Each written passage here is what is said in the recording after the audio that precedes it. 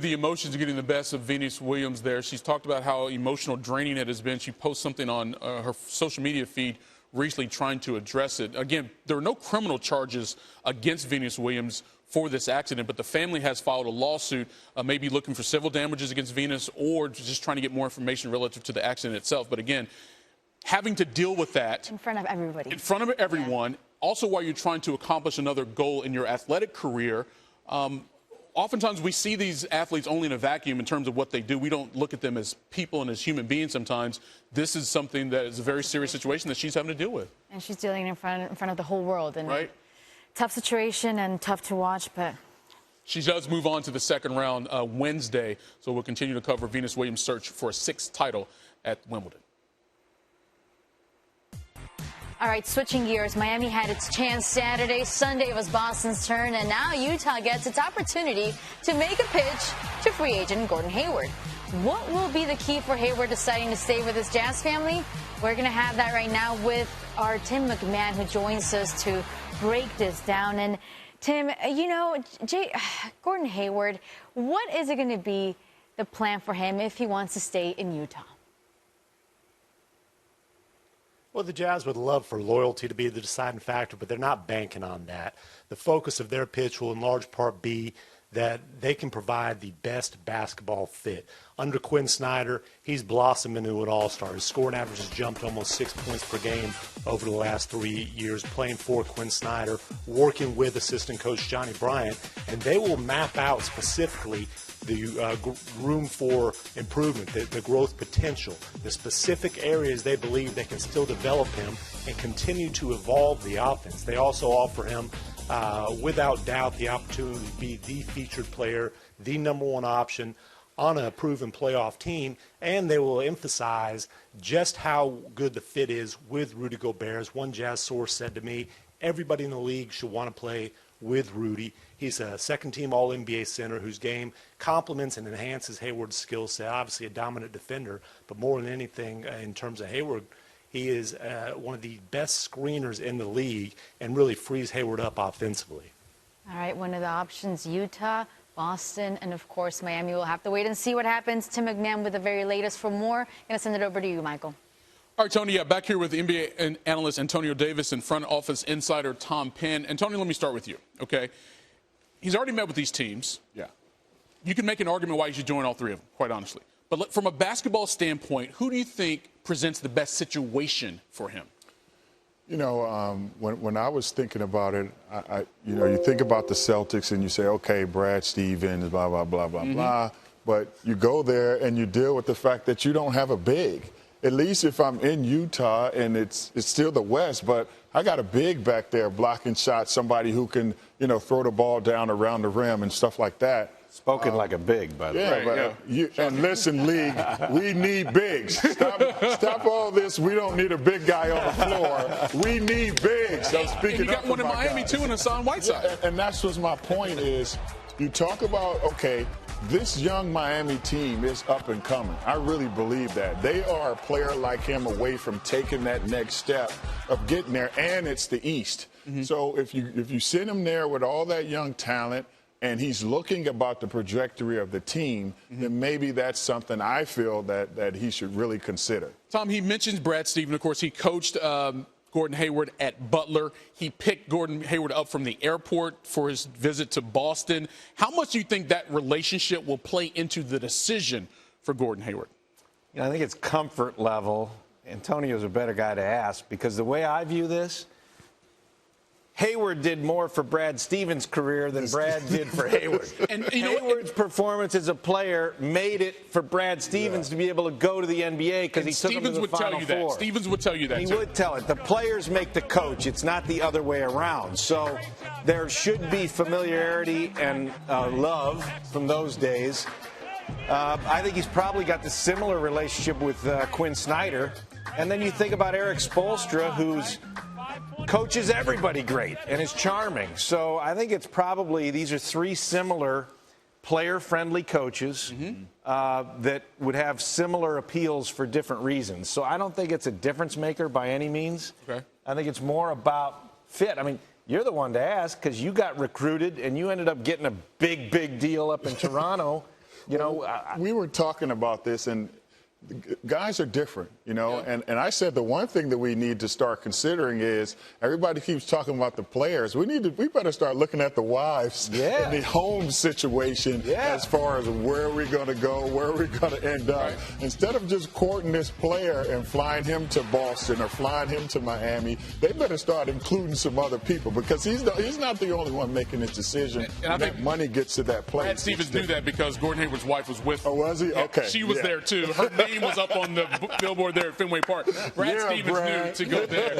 You know, it seems like a lot of people are thinking of just how stacked the West is going to be next season. We've been talking about it for a couple of days here at SportsCenter. There was a tweet directed at Rockets GM Daryl Morey that said, quote, 5 minutes before the next CBA agreement kicks in, Daryl Morey will find a loophole to trade the Rockets into the Eastern Conference, which I thought was hysterical. And then Morey responded to it. He said, quote, our hard-at-work staff is still searching for this. The Astros found it, so I am confident we can do it.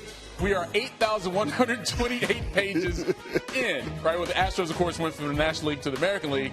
Now, it certainly seems as though the scales have tipped in favor of the West, especially with the addition of Butler and Paul George. 15 of the 20 leaders in win shares last season, currently members of the Western Conference.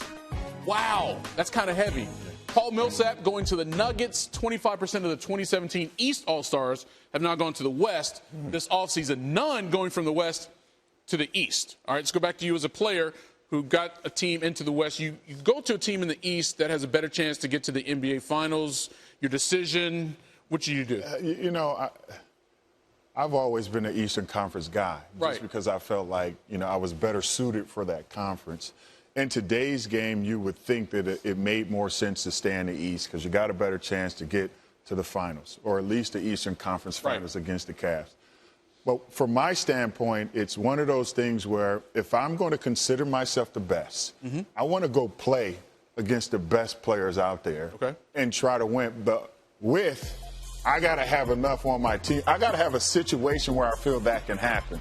So I'm not just going to the East for money. I'm not just going to the East for, you know, for the luxury of being in the West. I'm going there because I really feel like the group that I'm going to, the team that I'm going to, has a chance to actually compete and win. I think it depends on what you value. So you just laid out one. You said it two different ways. Right. But if you're Gordon Hayward or any of these players, and you want to be an all-star, if you want to have on your resume at the end of the day 5 years as an all-star, it's going to be a heck of a lot easier in the East because all that all-star talent went west, and there are going to be a lot of players that don't make it. Right. How much do you really want to hoist a trophy? Because all you got to do in the East is get on one of these good teams and hope somebody turns an ankle on the Cavaliers at the wrong time. Right. And then you're in the finals. Now, you can host at least the Eastern Conference trophy, not the big one.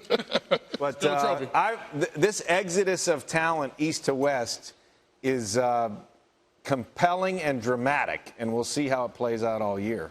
We've seen the West be dominant before in terms of winning championships. I think they had a run with 10 out of 13 or something like that, but it's mad stacked over there right now. Tom and Tony, appreciate it. We got plenty more SportsCenter coming your way. That's right. We're talking Carmelo Anthony. What's going to be his future?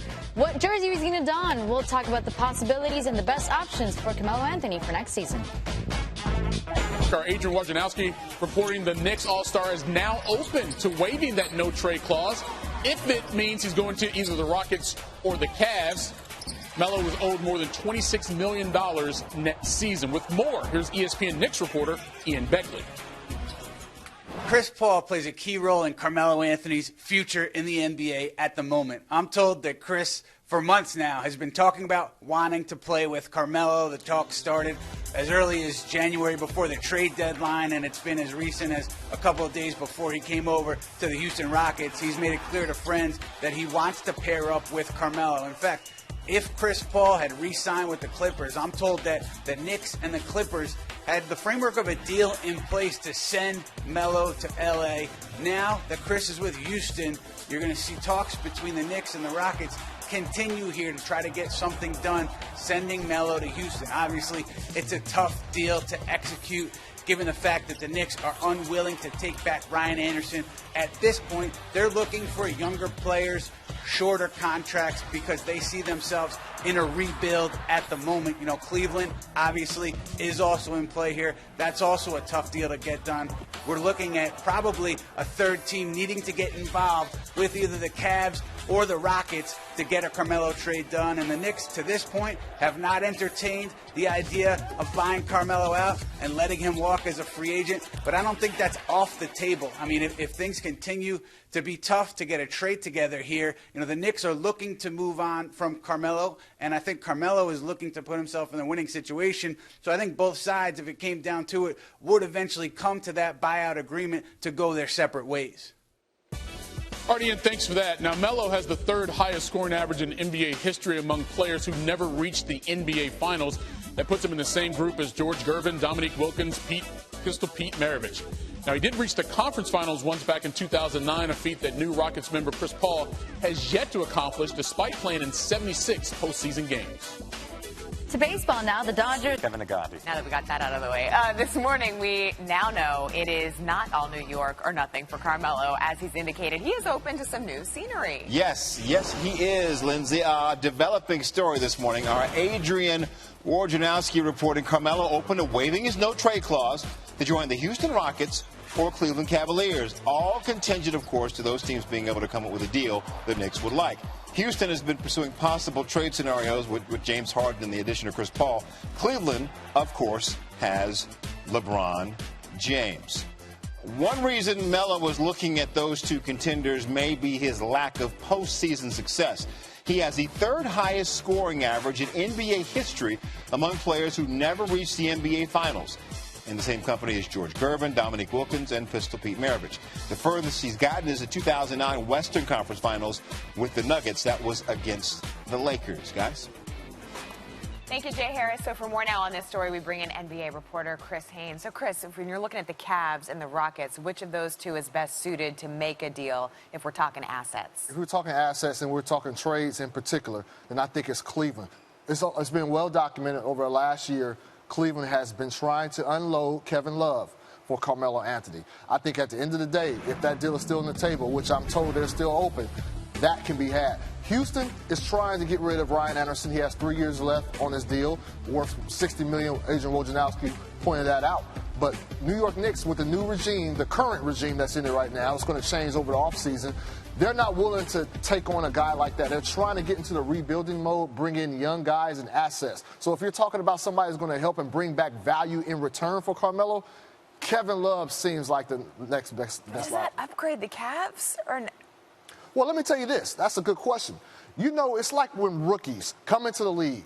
There's always that intrigue about a rookie. It's the unknown. I think the Cavaliers feel with Kevin Love, especially with the way Golden State is equipped over there, bringing back virtually everybody, they feel like they know their ceiling with Kevin Love and how they stack up with the Golden State Warriors.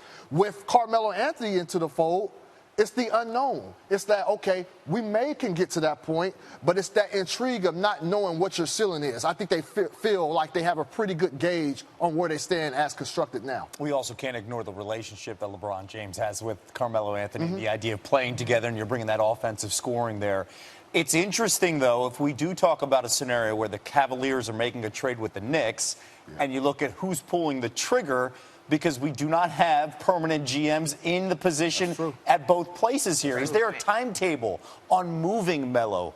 Well, we were always told that there was a possibility that Carmelo could relocate during this offseason. So this is something that can happen at any moment, regardless who's there in the front office. But it is kind of interesting to see that Carmelo is willing to get out now that there seems like the dysfunction is already out the window in Phil Jackson. So, but I think Chris Paul in Houston kind of changed that too. That gave him another option. Before it was just Cleveland being the next path to being able to contend for a title. Now he has two options. But I think when you're looking at that loaded Western Conference, the great migration out west, I think if he was to go to Cleveland, that is a clear path for him to meet what everybody thinks will probably be the Warriors again in the finals. That is a great point. You stay in the East and you have a shot right now, the way things are looking. Chris is going to be back during the 9 o'clock hour for much more around the NBA.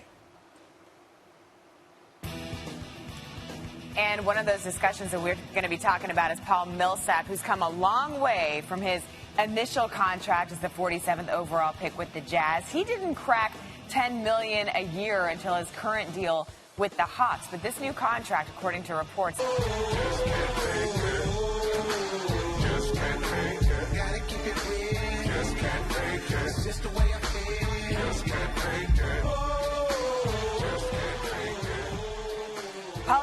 joining Russell Westbrook was just one of the moves that shocked us this offseason so far. And now Carmelo Anthony is open to an NBA existence outside of New York, as long as it's Cleveland or Houston. And after meeting with Houston, Andre Iguodala has decided he is staying put with the NBA's favorite super team. And the Cavaliers, they still don't have a GM. Those just some of the headlines from the past couple days. It has been a crazy week thus far in the NBA. Max Bredos takes a look back.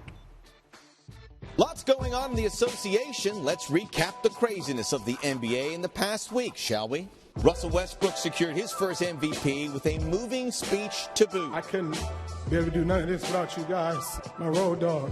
You're my role model. His Airness Michael Jordan even had something to say to Russ. The ceiling is the roof. Let's make it happen. James Harden may not have won the MVP, but the Rockets did land CP3 in H-Town. James, your thoughts? Paul George is headed from Indy to OKC. How do you feel about that, Russ? That's pretty interesting. Jimmy Butler opened up in Minnesota. My phone's in my back pocket right now. 773-899-6071. Butler even had time for FaceTime. Phil Jackson and the Knicks have parted ways, and Jackson was on the first bus out of town. Steph Curry signed the biggest deal in NBA history. 5 years, $201 million. J.J. Redick is on his way to Philly, and Joel Embiid took to Twitter to remind us to trust the process. Rudy Gobert, Isaiah Thomas, and Hassan Whiteside all made their pitches to Gordon Hayward over social media. But we still don't know where Hayward will land, at least for now. Some big players making some big numbers, right? Cashing in. Big figures being handed out in the NBA offseason. We're going to give you our best big numbers. 3 players from last year's Eastern Conference All-Star team are heading to the West. Jimmy Butler, Paul George, and now Paul Millsap to the Nuggets. 13 of the top 14 players in ESPN's NBA rank are now out west, Kev. Yeah, the NBA offseason undefeated. Steph Curry struck gold over the weekend. There are maxes and then super maxes. How about a 5-year deal worth over $200 million? That figure of $40 million per makes him the highest paid player, not just in the association, but in all 4 major professional sports in America. Kev, he's hardly alone, though. There have been 4 deals handed out in the last 48 hours that average at least $30 million per year. That matches the total in NBA history entering this free agency. This year's recipients, Blake Griffin, Kyle Lowry, Paul Millsap, and Steph Curry.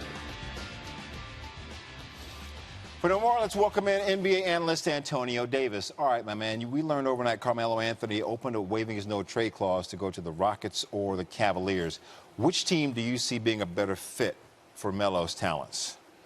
You know, right now, when you look at these teams and what they're trying to do, and they're obviously trying to win a championship, I'm going to send them to Houston. I just feel like in Houston, with the way that they move the ball and shoot the ball, and there's not a lot of defense being played anyway, Melo fits right in. You can move him to that 4 spot. Now you have he and Ryan Anderson who can go out there, stretch the floor, still defensively play the way that you need them to play. And I think Melo's just at this place now where, you know, he's ready to win, get into the playoffs and have an opportunity to win a championship. So with him, CP3, I mean, you're going to need some more basketball sooner or later. But Mike D'Antoni, that's never been a problem. They've been able to share the ball. It's intriguing, Melo and D'Antoni. Exactly. That's the first thing I thought about. Exactly. That's very interesting. All right, let's talk about the biggest free agent still on the board here, and that is Gordon Hayward. Max mentioned he doesn't get all the hype. Put up very similar numbers to 2 other players at his position that just moved this past week. The headliners, Jimmy Butler and Paul George, all were all-stars last season, averaging over 20 points per, shot well from 3, and you could also say they've all 3 drawn interest from the Celtics. When you watch this kid's game, what stands out from Gordon Hayward? The biggest thing for me is just his upside, first of all. This is a kid that came into the league averaging 5 points a game, is now averaging 20 points a game. He's gotten better each and every year. In this game of having small forwards who can score the basketball, like those guys you just showed, he's in the upper echelon of those guys. He can knock down a 3, he can get to the basket, he's working on his mid-range game, and he was on a team that got to the playoffs, and he was an integral part of that team. So it shows that not only does his numbers show that he's going to consistently get better, has great body and great size, and that's what every team needs at this particular point in time. If the Clippers would have had a guy like this the last 3 or 4 years, it would have been a different story. in L.A. That's fascinating. Yeah. Yes. And you mentioned he took that team, to the playoffs in the West. In the West. The idea you put him in Boston or you put him in Miami in the East? Yes. And with all those guys going west, I think I'm heading east. Oh, yeah, exactly. I'm going to find a way quick, to you said Melo would be better suited for Houston. If you put him on that team, they beat the Warriors? I think there's a chance, because of the only thing that they were missing is the quality of shots that they were getting. Melo, to me, still is able to bring high-quality shots. He's going to get enough shots for sure, but now you got another guy who's in that space where if we get to the playoffs in a big game, maybe we have another guy who can knock down a shot or two. I'm watching who has the ball late. It's going to be fun. CP3, the Beard, or a guy like Melo, if they're all together. Hey, you put it in the Beard's hand, you let him get to the basket, but he has several options. You can't help. Yes. So now you're talking a different story. Antonio, thank you so much. Thank you. In 5-3. Yeah, we got 2 more hours of this. Fine. Lee Jardiak, Jay Harris, Kevin Agati with you. It's 8 o'clock on the East Coast. Oh, is it really? Tim Kirkchin is going to join us in about 10 minutes with more on the MLB All-Star rosters, including one notable difference between Aaron Judge and Jose Altuve. But we're going to begin with our top story this morning involving Carmelo Anthony's future. Yes. Adrian Wojnarowski reporting Carmelo open to waiving his no-trade clause to join the Houston Rockets or the Cleveland Cavaliers. All contingent, of course, to those teams being able to come up with a deal the Knicks would like. Houston's been pursuing possible trade scenarios with James Harden and the addition of Chris Paul. Cleveland, of course, has LeBron James. LeBron James. One reason Melo is looking at those two contenders may be his lack of postseason success. He has the 3rd highest scoring average in NBA history among players who never reached the NBA Finals. In the same company as George Gervin, Dominique Wilkins, and Pistol Pete Maravich.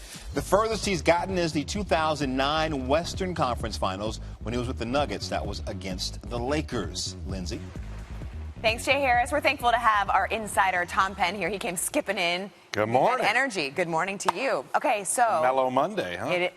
Very good. Huh? How do the Rockets make this happen? We know they've already acquired Chris Paul, so how could they, asset-based, go ahead and lock this up with Carmelo Anthony? Tricky to see because, well, we know Melo has a no-trade clause. He'll waive the no-trade clause. The next thing he has is a 15% trade kicker. That means more money for Melo. So he can get 15% of the remaining 53 or 54 million, whatever it is he has on his deal. That complicates things. Now, he can waive part of that to make the deal work. So back to the Rockets. What do they have to give up? They're not going to give up. So they're over the cap, right? Right. So if they're going to bring on his mid-20s to upper 30s with a trade kicker deal, they're going to have to give up about that much money. So you start talking about Ryan Anderson at $20 million. You start talking about Eric Gordon at $12 million. Do they aggregate some of those guys to make it work? And is that what the Knicks want back, right? That's the next question. So it's not easy by any means.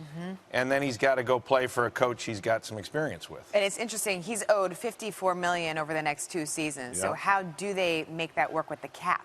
That's what I was talking about. The Rockets have to give up just about as much money as they take in. Right. So if they're going to bring in Melo's 26, and let's say he waives his trade kicker, they have to give up at least 20, 22, 23, and you start looking at Ryan Anderson as the first guy to go because he makes about 20. Is that exciting enough for the Knicks? And the Rockets don't have any draft picks to give up because they already gave a pick to the Clippers to get Chris Paul. So you'd have to wait for the Rockets' 2020 draft pick. And look, if I'm the Knicks, I want an asset back that complements Porzingis. I'm doing every decision based on Kristaps Porzingis and how it creates complementary talent to grow up with him. And I don't know that Anderson does that. And I think the other interesting thing is Carmelo's history with Mike D'Antoni. Yeah. So what do you know about that and about Melo's willingness and desire to be back with him after things didn't end so well between the two? Didn't go well there. They had a rough go of it. Right. Melo is a different character when he's the main character. When you put him on an all-star team, he behaves differently. USA basketball, he plays differently. He falls more in line. Then he's just the major league scorer that you need him to be. He's not everything. The problem with Carmelo is if you need him to be everything, your best player, your leader, doesn't quite work. We've seen what happens. So I think Mike D'Antoni, in a system with a really strong Chris Paul and with the almost co-MVP James Harden, Melo would fall in line with those two guys and be one of three, and then you get a good version of Carmelo. Okay, so then you think D'Antoni doesn't become an issue in terms of the relationship between the two of them? I think it's a lot easier for Mike D'Antoni to put him more in a USA basketball mode than in a lead dog mode from an NBA team. Tom Penn, thank you. Always. The Knicks are aware that he wants out. Now is the time that he needs to be gone. I'd like to see Melo in Washington. Boston, Houston, the Clippers. The one team that he would accept the buyout for is Cleveland. At this point, anywhere else seems better, right? Well, Melo should ask a trade. I'm surprised he hasn't did it by now. Carmelo's a terrific player. Why would you want to finish your career on a bad team? The drama between Melo and the Knicks never seems to come to an end. And sometimes I don't even think it's Melo's fault. SportsCenter AM. Right? It's all the buzz around him. Yes. Yeah, a little bit. It's that New York vibe. Yes, but an ending could now be in sight, as a matter of fact, because the news breaking late last night could be the first step to Carmelo moving on from the Knicks. Jay? Yeah, Lindsay, Kevin, apparently Anthony now open to the idea of waiving his no-trade clause if the landing spot is either Houston or Cleveland. That, according to our Adrian Wojnarowski. A move to the Rockets or Cavaliers would end Carmelo's tenure in New York after 7 seasons, including the last 4 that ended without a playoff appearance. So much is made of Carmelo's lack of success in the playoffs, but it's a short list of players who've averaged 25 points per game in the postseason. Among those with at least 1,000 career playoff points, his 25.7 average ranks 4th behind KD, LeBron, and Steph Curry. Kevin? Usually it's the offseason, not the offseason for this guy. That is Knicks ESPN reporter Ian Bailey, who joins us this morning. What can you tell us about the discussions the Knicks have had with various teams to move Melo?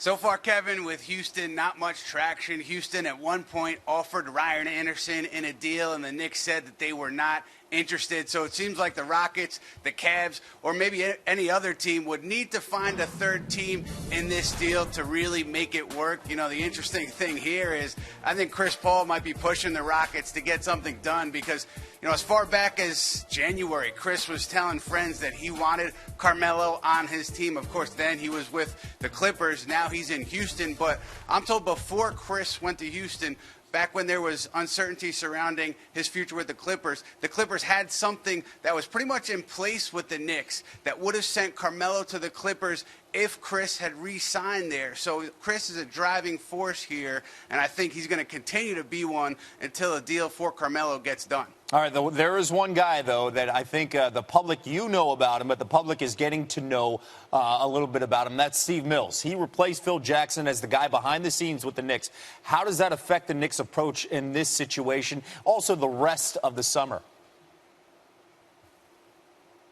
The Knicks were going to be cautious with Phil Jackson here, and they're going to continue to be cautious with Steve Mills here. You know, their goals, whether it's a Carmelo Anthony trade, whether it's a free agent signing, are to get young and to not commit huge long-term money this summer. So in any Carmelo deal, you know, they want to get younger players back, preferably on shorter deals, and that's why they said no to Ryan Anderson. The same thing goes in free agency. You know, they don't have a ton of money, but they don't want to make any long-term commitments. They feel like, hey, we have Kristaps Porzingis here, we have Billy Hernangomez, we have Frank Ntilikina, and we have our draft picks going forward, so let's just start this thing over, and that's part of the motivation to get Carmelo Anthony off the roster at this point. The Knicks showing restraint. All right, that is something that's very new. Clearly the Steve Mills effect. Ian Bailey with us this morning on the Knicks. Let's go to the Rockets' perspective. Lindsay?